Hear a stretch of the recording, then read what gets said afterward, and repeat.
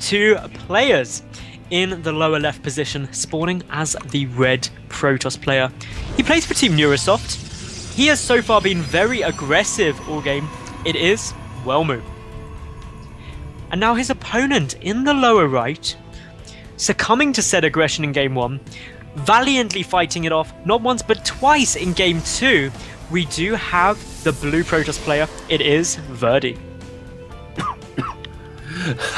And my dying co-caster is, of course, Jorasar. Indeed. No, someone in chat actually just pointed out something hilarious. I did actually just say anyone can play, but you have to be invited. What I mean is there are a number of spots where you can get invited from. I believe it's to the last 16, but don't quote me on that. So there's a number of seeds that go into the final 16.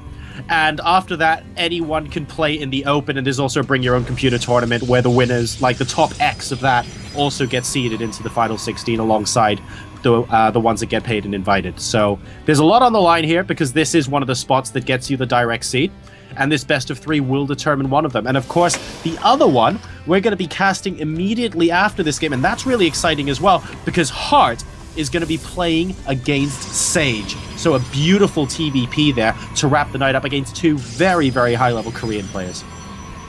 It will be tense. It will most certainly be fun to watch, but this is where the action's going down right here, right now. I hope everyone who's tuned in is enjoying. Thank you very much for joining us tonight. I know I've been having a great time. And, well, in terms of build, at the moment we have Welmu with the 2 gas out compared to Verdi, who has also got the 2 gas out. But the difference being, Welmu has 2 probes in each, whereas Verdi only has 1 in each for the time being. That means slightly more minerals for the blue Protoss, and slightly more gas for the red. And we're going up to 3 out of 3 now for Welmu, taking a quick look over to Verdi, still sticking on 2. And there we go, adding a 3rd one in now. So not a massive difference in gas. Welmu taking that earlier lead, but not too much that's different at this point. Nothing that we can really read into and say this is completely what they're doing for the rest of the game. It's close. Meanwhile, obviously Verdi going for that 3-gate play we saw game 1, but Welmu scouting it out, and of course in game 2 rather. And Welmu is going to respond to that by getting up a 2nd gateway, not going for all 3 gates as we saw in game 2 where he went for that really aggressive play. Just keeping an eye on that probe, seeing if Welmu is going to chuck down those pylons in his opponent's base yet again. But for the time being, no, just backing out and being a bit safer. Yeah, and of course Welmu has scouted with his probe, knows that 3 gateways are incoming from Verdi, and so he can prepare accordingly. We can see him chrono boosting Warp Gate, but he's not going up for 3 gateways of his own. In the meantime, though, it's worth noting that Verdi has not scouted Welmu at all yet, so he has no idea what's going on just yet. And it looks like, after a little bit of deliberation and the Mothership Core popping out as well, we are in fact going to see a 3rd gateway for our red Protoss. Now, Verdi getting up his Twilight Council.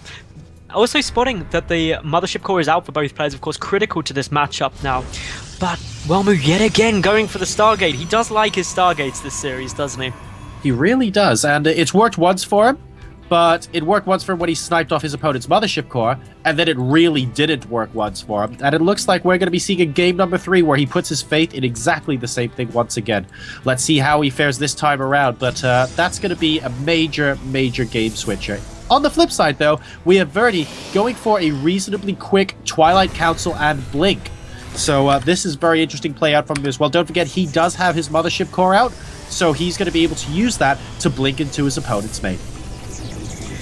In the Void Ray, clearly Welmu does trust, and I'm hoping that it's going to put up a good fight. But Blink, as you quite rightly said, admittedly it's had its research time nerfed by 30 seconds, but to be honest, this is still going to be so critical. That vision of the high ground is going to become essential for Verdi.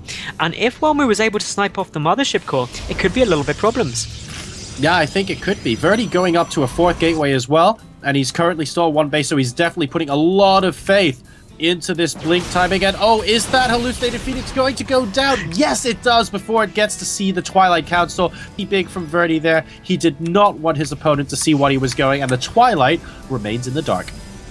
So all Welmu really has to do, or all Welmu knows right now, is that there's 3 gates and that there's quite a lot of Stalkers, which he may put the pieces together, but the important thing is that this Blink, if Verdi gets a good Blink, Welmu is in serious trouble. If the Blink isn't quite perfect, it might not go quite as well as he wants. But Welmu, for the first time in this series, is actually really on the defensive, in my opinion. Yeah, in game 2, early game defensive, that is. Ooh, another hallucinated Phoenix going out, and that Phoenix is going to spot a pylon going down, but he doesn't see any of the army that's around it. Is it going to be enough? He's going to go all the way inside the base, but by the time he scouts it, it'll be a bit too late. The force field going down, he's got high ground vision. Verdi has blink, he can move up when he wants to. Time warp goes down on him. He's not using the blink just yet. He's perhaps just waiting to see if he thinks he can take this army. Not a completely confident, he hasn't shown it. But the problem is, the hallucinated Phoenix has seen the Twilight Council. Welmu knows what's coming, and Verdi just not wanting to show it quite yet, instead playing a bit cautious. But, of course, those 2 Void Rays clearly being the scary side of this, but the Zealots as well. If the blink goes up too soon, then that could run into problems. So a defensive blink back there. Verdi being very cautious. And remember, we saw this cautious play out of him when he beat Sting. Yeah, it was very, very cautious indeed.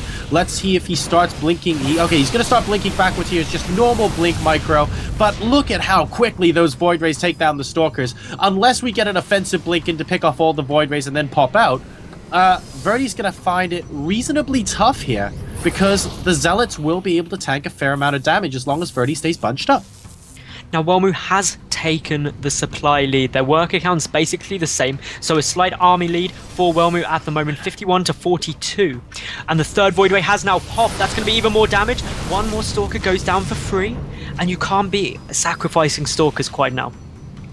No, this is a really tricky situation for Verdi B, and I thought he was going to be a lot more aggressive than this with his Stalkers.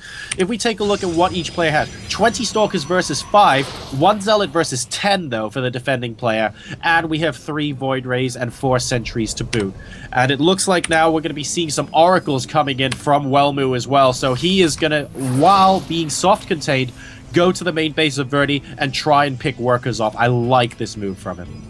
This is very clever. This could win the game for Welmu. He's just trying to sit up there. He's trying to be defensive. He knows, or he feels confident that he can hold it, because ultimately, with those force fields there, if Verdi blinks up, those what are now 12 Zealots for Welmu can just engage straight on, tank a lot of damage. But there's the mass recall force, and that was a good response. But how many probes did that Oracle kill? I believe it was only 2. 1. Was it 2? Didn't the scouting probe die? Oh, okay, yes, it was 1. yeah. Yep, it was just 1 or 1. 2. Just the 1. So, not really paying for itself. But, for the good side for Welmu, is he's now going to be able to take out this proxy pylon. And he's broken the containment. Yep, so what he's done is he's taken good map position at the moment, but he needs to be careful that he doesn't overextend. At the end of the day, Verdi can still use Blink Micro, can still try and get a good concave by microing his units, by blinking around. Welmu does not have that luxury, but he does have the brute force in terms of the Void Rays. So that is the situation at the moment. Let's see who wins this battle. That was a good blink. The Void Rays are getting focused down. We see all 3 die, and I think Verdi does have a better arc here, but the Zealots, of course, are able to tank into this. A good time warp out of Welmu for the moment, but my goodness, this is all going to come down to the blink micro of Verdi. Is he going to be able to do enough? And, oh, the Mothership Core getting dangerously far forward there, and it does actually go down for Welmu. Verdi continuing the Blink Micro back with the last Zealot goes down. It comes down to a straight fight in the Stalkers. 17 Stalkers versus 9, and Verdi is going to be able to clean this up. 2 more Stalkers coming from the back, and Welmu has just been beaten. I don't think he can come back from this. He's down to under 30 supply versus the 53 of Verdi.